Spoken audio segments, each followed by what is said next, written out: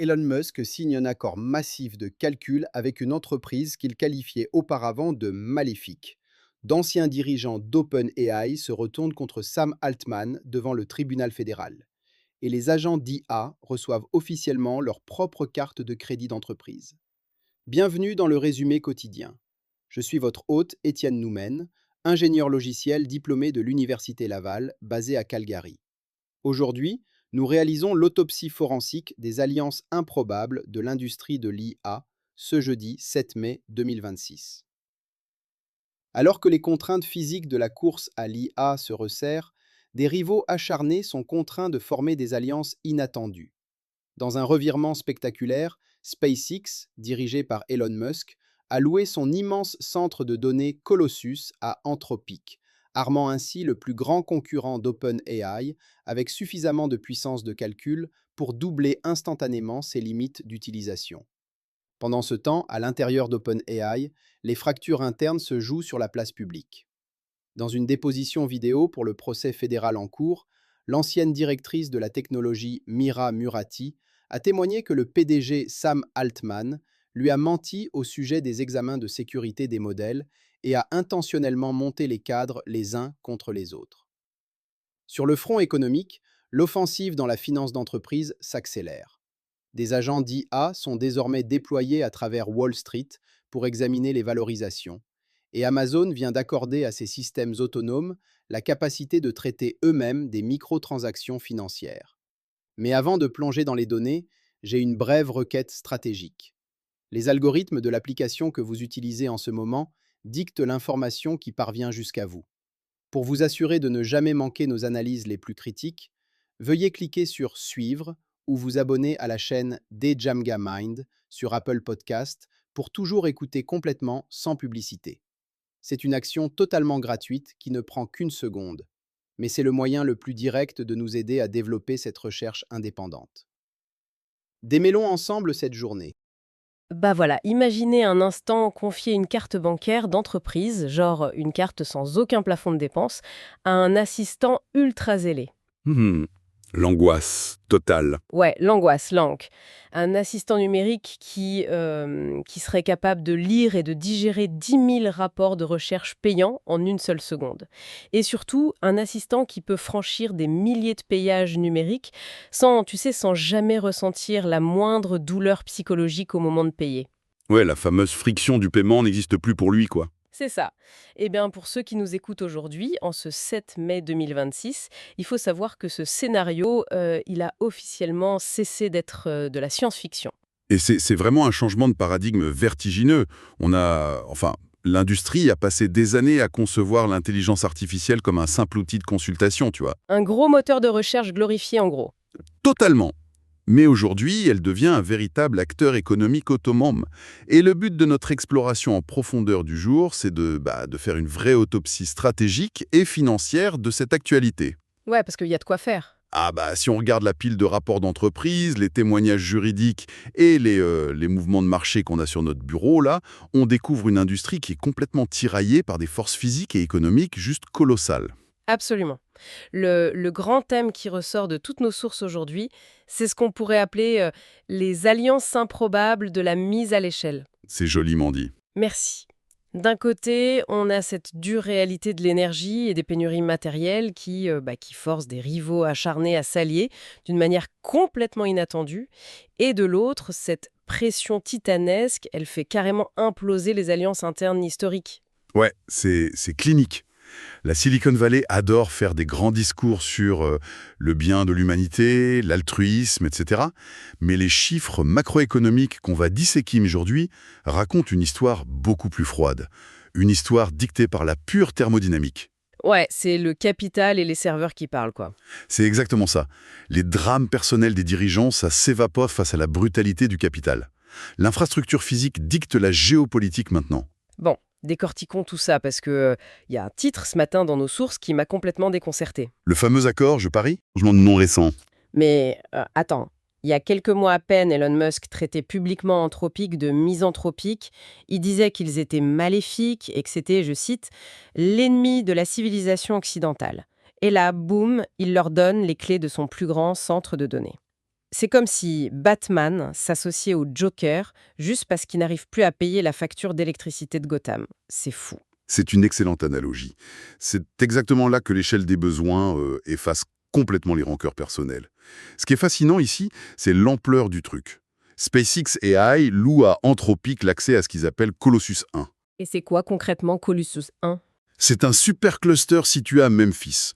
Pour te donner une idée de la taille, ça consomme plus de 300 mégawatts d'électricité et ça abrite plus de 220 000 processeurs graphiques NVIDIA. Attends, 220 000 GPU? C'est monstrueux. C'est la plus grosse concentration de puissance de calcul au monde. Musk a bien essayé de justifier ça sur X en disant qu'il louait cette puissance à ceux qui agissent pour le bien de l'humanité. Ah bah tiens, le discours a vite changé. Ah oui, la pirouette est belle. Mais la réalité mécanique, elle est purement financière. SpaceX a un besoin viscéral de rentabiliser les milliards investis dans Colossus 1. Pourquoi? Pour pouvoir financer Colossus 2, qui lui vise carrément le gigawatt de puissance. D'accord. Et du côté d'Anthropic, j'imagine qu'ils sont tellement assoiffés de puissance de calcul qu'ils avalent leur fierté. Donc pour les abonnements pro, Max et Team. Et surtout, j'ai vu que ça augmentait massivement les limites de leur API. Voilà. Pour expliquer simplement à l'audience, une limite d'API, c'est comme le diamètre d'un tuyau d'eau.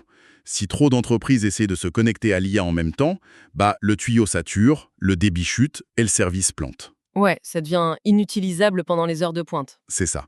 Louer Colossus 1, c'est comme remplacer un tuyau d'arrosage par un aqueduc romain. Ça supprime les goulots d'étranglement. C'est vraiment la physique de l'approvisionnement qui écrase la rivalité corporative, quoi. Mais Anthropic ne s'arrête pas là, si j'en crois les fuites de The Information. Non, en effet. Ils ont aussi sécurisé un accord monstrueux avec Google Cloud. On parle de 200 milliards de dollars pour s'assurer 5 gigawatts d'énergie sur les 5 prochaines années. 5 gigawatts, c'est juste absurde comme chiffre. C'est la consommation cumulée de plusieurs très grandes villes.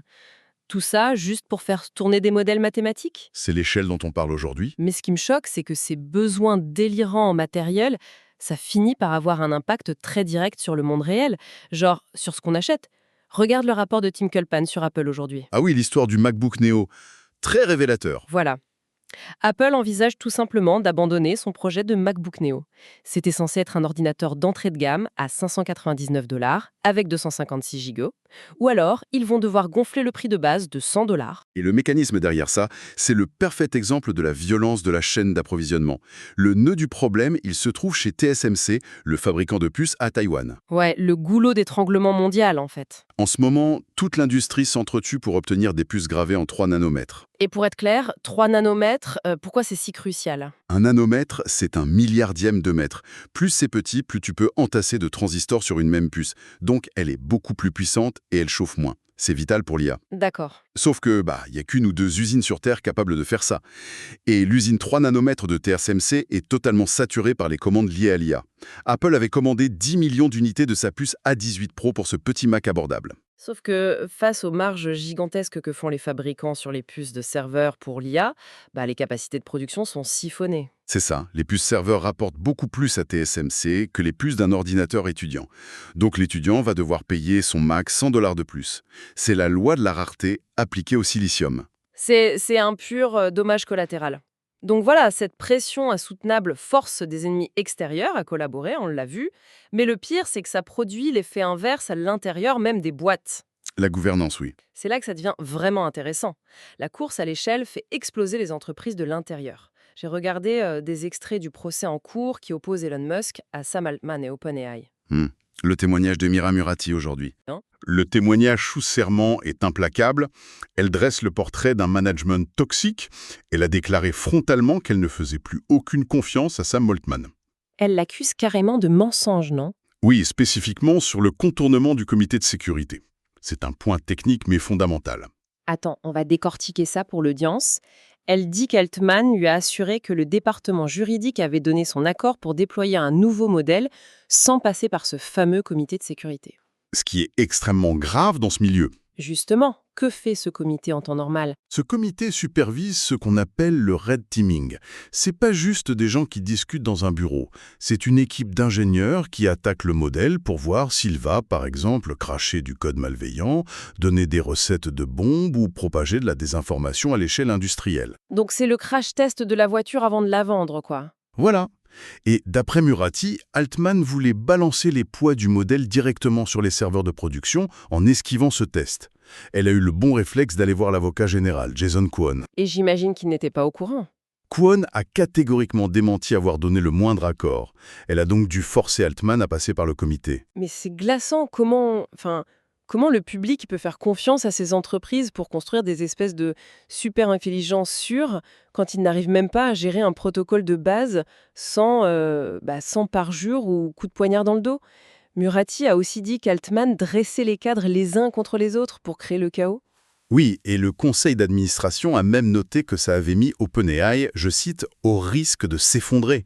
D'ailleurs, Hélène Tonner, qui était au conseil, a confirmé que Murati avait peur pour sa carrière, qu'elle craignait de s'exposer. Afraid to stick her neck out, comme elle a dit en anglais. C'est ça.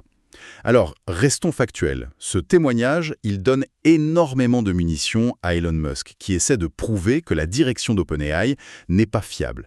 Mais un jury qui devra décider si légalement ça constitue le vol d'une association à but non lucratif datant de 2017. Mais attends, le plus ironique, c'est le contraste juridique avec la boîte de Musk. Pendant qu'OpenAI se déchire au tribunal sous les yeux du monde, on a les détails de la future introduction en bourse de SpaceX. Ah oui, l'IPO de SpaceX. Le verrouillage dictatorial. C'est complètement dingue. Les règles qu'ils imposent aux investisseurs, c'est tout sauf une démocratie. Les documents de SpaceX bloquent absolument toute poursuite venant des actionnaires. Tu investis, tu renonces à ton droit à un procès devant jury. Les recours collectifs sont interdits. Même si Musk fait n'importe quoi avec ton argent. Tout doit passer par un arbitrage privé et obligatoire. Et le clou du spectacle, c'est que Musk garde plus de 50% des droits de vote alors qu'il n'a que 42,5% du capital. Il a le pouvoir absolu. Donc, le choix de la tech actuelle, c'est quoi? Soit un Game of Thrones toxique chez OpenAI, soit la monarchie absolue et intouchable chez SpaceX. C'est pas super rassurant, hein? Oh non, mais ça s'explique. On en revient à la section 1, les 5 gigawatts, les 200 milliards de dollars. Ça coûte tellement cher de construire ces infrastructures que ces boîtes doivent prouver leur rentabilité tout de suite, avant d'imploser. Elles doivent trouver de l'argent frais, et beaucoup. Et qui a l'argent? Wall Street. C'est l'offensive financière qu'on voit aujourd'hui. Ah oui, alors là, on plonge dans la finance de pointe. Anthropic vient de lancer des agents financiers Claude, des sortes de robots prêts à l'emploi. Ils sont carrément intégrés à Microsoft 365 pour faire des pitchbooks ou de la vérification KYC. Le KYC, c'est le cœur du réacteur administratif des banques. Pour ceux qui ne sont pas dans la finance, c'est quoi concrètement le KYC et pourquoi une IA le ferait mieux? Know your customer. Connaître son client. C'est le travail légal pour vérifier qu'un client ne blanchit pas d'argent. Ça demande des armées de jeunes analystes pour éplucher des centaines de pages de registres, des statuts d'entreprise. Un travail hyper ingrat, quoi. Et hyper long. Un agent IA peut ingérer des documents juridiques complexes et sortir un rapport de conformité propre en 10 secondes. Et Anthropic n'est pas seul sur le coup. OpenAI s'est associé au cabinet PwC pour faire une espèce de fonction financière native, genre pour gérer la trésorerie ou les impôts des entreprises. Et n'oublions pas Perplexity. Oui, Perplexity qui intègre maintenant des données sous licence de Morningstar et PitchBook. Ils ont sorti 35 flux de travail automatisés exprès pour les analystes financiers. Tara Higginson du cabinet Infotech le dit très bien dans notre source. L'IA financière est enfin devenue utilisable. Ça démocratise l'analyse de très haut niveau. Oui, alors sur le papier, c'est super. Mais moi, j'ai une question un peu provocatrice. Si chaque analyse de Wall Street utilise exactement le même agent Perplexity pour lire exactement les mêmes données Morningstar, mathématiquement, l'avantage concurrentiel s'annule, non? Comment tu fais du profit si tout le marché a la même boule de cristal et reçoit le même conseil d'achat au même moment? Si on relie cela au contexte plus large, c'est le risque systémique par excellence. C'est le danger d'un effondrement boursier algorithmique en chaîne. Un flash crash. Exactement. Si l'IA trouve une opportunité, tout le monde se jette dessus en une fraction de seconde. Le marché devient surpeuplé, hyper réactif et donc extrêmement volatile. C'est effrayant. C'est pour ça que Higginson rappelle que l'humain dans la boucle est essentiel. Dans ce milieu très réglementé, la vraie compétence de l'analyste, ça sera plus de trouver l'info, mais de savoir quand il ne faut surtout pas écouter le modèle. Sauf que, cet humain dans la boucle, on est doucement en train de le pousser vers la sortie. Et c'est là qu'on revient à mon histoire de carte de crédit du début. Parce que ces agents, ils ne se contentent plus de faire des recommandations à un humain. Ils commencent à effectuer les transactions eux-mêmes. L'économie autonome, oui. C'est l'annonce d'Amazon aujourd'hui. Voilà. Amazon a annoncé Bedrock AgentCore Payments. Mais techniquement, comment c'est possible? L'IA a pas de poche pour y mettre une carte Visa. Non, en fait, les agents IA reçoivent des clés cryptographiques liées à des cartes d'entreprise réelles. Donc, si un agent a besoin de lire un article protégé par un paywall pour finir son analyse, il paye instantanément. Tout seul, sans demander à personne? Sans validation humaine, oui. Ça fluidifie tout. Google fait la même chose. Ils ont fermé leur projet Mariner, qui était expérimental, pour intégrer l'autonavigation directement dans l'agent Gemini et dans Chrome. J'ai aussi vu que Spotify avait sorti un outil qui permet aux agents d'importer tout seuls des podcasts générés par l'IA. Mais ce qui m'a fait tiquer, c'est le rachat de RIP par Kraken. Kraken, la plateforme de crypto-monnaie. Ouais, ils veulent fournir des paiements mondiaux via des stablecoins aux entreprises, mais aussi explicitement aux agents autonomes. C'est logique. Un agent IA ne va pas ouvrir un compte bancaire chez BNP ou Bank of America, tu vois. Maintenant, il n'a pas de numéro de sécu. Voilà. Le stablecoin, c'est une crypto-monnaie indexée sur le dollar ou l'euro qui permet de faire des microtransactions de machine à machine en 1 milliseconde. C'est la monnaie native parfaite pour des agents qui s'achètent des données entre eux. C'est une vraie économie de l'ombre. Et d'ailleurs, pour voir comment ça va se comporter, il y a cette histoire incroyable avec DeepMind. Ils ont investi dans Fenris Creations. Oui, pour utiliser le jeu vidéo EVE Online comme bac à sable. C'est un jeu qui a 23 ans, hein. Mais pourquoi un vieux jeu spatial pour entraîner des intelligences artificielles financières? Parce que EVE Online, c'est pas un jeu de plateau fermé comme les échecs. C'est une économie vivante, hyper cruelle, gérée par des joueurs humains imprévisibles. Il y a de l'inflation, d'espionnage, des faillites. DeepMind va entraîner ses agents à opérer dans une économie chaotique avant de les lâcher dans le vrai monde. Alors, justement, le vrai monde. Parce que pendant que ces modèles obtiennent des cartes de crédit d'entreprise et jouent au loup de Wall Street sur EVE Online, les humains qui tenaient ces cartes de crédit, on leur indique gentiment la porte. Le revers de la médaille, les licenciements. L'entreprise allemande d'IA linguistique DeepL vient d'annoncer le licenciement de 25% de ses effectifs. 250 personnes qui perdent leur emploi. Et quand on écoute le PDG, C'est du jargon d'entreprise pur et dur. complètement. Il parle du besoin d'équipe, je cite, plus petite et plus percutante parce que l'IA va vite. Il veut moins de niveau hiérarchique, une agilité native de l'IA. Alors qu'est-ce que tout cela signifie vraiment pour nous? Parce que là, on détruit des emplois de col blanc de manière tout à fait systémique. C'est cynique, mais je vais traduire ce jargon financier pour notre audience. Moins de niveau hiérarchique et agilité, ça veut dire transférer le coût des salaires humains vers la facture d'infrastructure dont on parlait au début. Pour payer les 5 gigawatts de Google et Colossosum. Exactement. DeepL, comme Coinbase ou PayPal récemment, remplace la main-d'œuvre par cette idée d'équipe d'une seule personne dopée à l'IA. Tu vires la classe moyenne pour payer ton abonnement à Anthropic ou OpenAI. Mais 2026, l'image globale est franchement vertigineuse. On est sur une ligne de crête, oui. On vit dans un monde où Musk loue des fermes de serveurs gigantesques à ses pieds rivaux par pure nécessité physique, où les dirigeants d'hier règlent leurs comptes au tribunal en parlant de parjure et de chaos, et où les agents financiers remplacent en masse des équipes humaines entières tout en payant eux-mêmes leurs requêtes API avec de la crypto. Et pour clore cette autopsie, je voudrais injecter une dernière info passée presque inaperçue aujourd'hui. Vas-y, je suis prête. Anthropic a aussi annoncé des Managed Agents, des agents gérés. Tu sais ce qu'ils font? Ils évaluent eux-mêmes leur propre travail. Attends, la machine corrige sa propre copie? Voilà. Ce qui nous laisse sur une réflexion assez sombre. Si les IA de demain s'évaluent elles-mêmes, si elles utilisent des cartes de crédit pour s'acheter des données entre elles, pendant qu'on licencie la classe moyenne au nom de l'agilité, pour qui l'économie humaine fonctionne-t-elle exactement? Waouh, c'est la question à 1 million de dollars. Ou à 1 million de stablecoins, devrais-je dire. On va laisser notre audience méditer là-dessus. C'est tout pour notre exploration en profondeur aujourd'hui. Prenez soin de vous et surtout, restez très attentifs. Cela conclut notre briefing forensique pour le 7 mai. Le signal stratégique d'aujourd'hui est la consolidation du capital. L'industrie de l'IA devient un circuit fermé. Elon Musk loue de la puissance de calcul à ses rivaux. Wall Street déploie des agents pour analyser ses propres investissements. Et Amazon donne à ses agents l'autonomie financière pour payer leurs propres données. Mais à mesure que la technologie évolue, l'élément humain est agressivement purgé. Entre DeepL, PayPal et Coinbase, le récit est clair. Les entreprises utilisent la promesse de la productivité de l'IA pour aplanir leurs organigrammes et transférer le capital des salaires humains directement vers les grappes de processeurs graphiques. Si vous voulez posséder votre infrastructure au lieu d'être géré par elle, consultez les notes de l'émission pour le AI Executive Toolkit. Et en prime, pour notre communauté, nous avons des codes de réduction exclusifs pour Google Workspace et mes applications AI and Machine Learning Tutor Pro. Vous trouverez l'adresse email pour les réclamer directement dans les notes de l'émission ci-dessous.